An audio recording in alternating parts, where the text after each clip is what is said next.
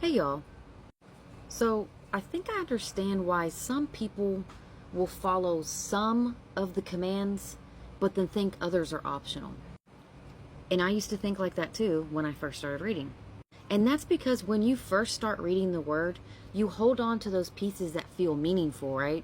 And then you kind of ignore the ones that feel inconvenient.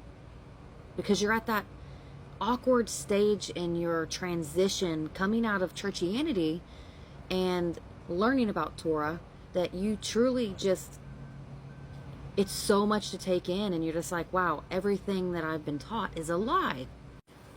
But honestly, the deeper that you delve into scripture, the clearer it becomes. The commands of Yahuah were never meant to be this menu that you just pick and choose what you want to do. Every single one of them were given because they matter. And Yahushua said something that really forced me to think. Yohanan 14:15. If you love me, you shall guard my commands. And this does not mean the ones that are easy, or the ones that fit your lifestyle, or the ones that don't make you sacrifice anything. All of them. All of the commands that are pertinent to you. Obviously, if you're not a farmer, you're not going to go do farmer commands. Or if you're not a Levitical priest, you're not going to do Levitical priesthood commands. The ones that are applicable to you, you're required to do. So the more I kept studying this, the more I realized the issue isn't perfection. The issue is the desire. Is it there? Do we actually want to know Yahuah deeply enough to keep learning, even when what we find out challenges us?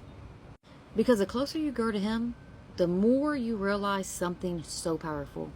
Every single command in Scripture exists for a reason. And I'm telling you now, none of them were given randomly.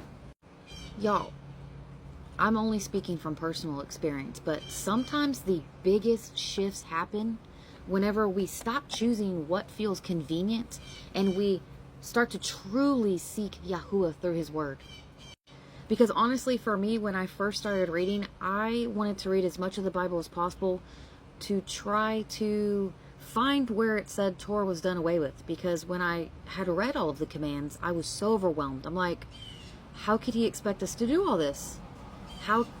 If that means that we sin, that means that we are constantly sinners. Why would He want us to live like that?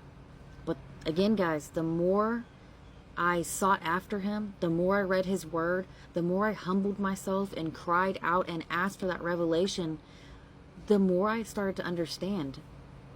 And now there's nothing else that I wouldn't do. And don't get me wrong, it's not easy. Sometimes, like, I live in Texas. Right now it's crawfish season.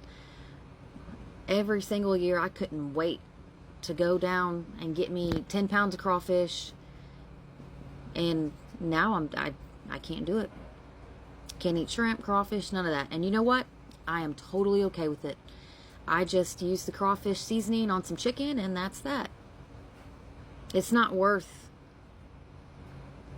the backlash, the conviction that I feel to do something like that.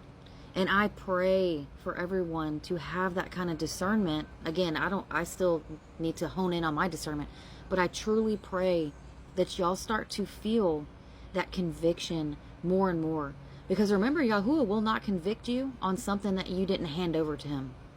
So if there's something in your life and you're like, well, I don't really feel convicted on it. Well, I mean, have you humbled yourself enough to say, Yahuah, search my heart and burn out anything that doesn't belong to you? Because if you haven't done that yet, I mean, you might just be making up your own emotions on that. We've all been there. So just do the best that you can. Always strive for Yahuah. Shalom.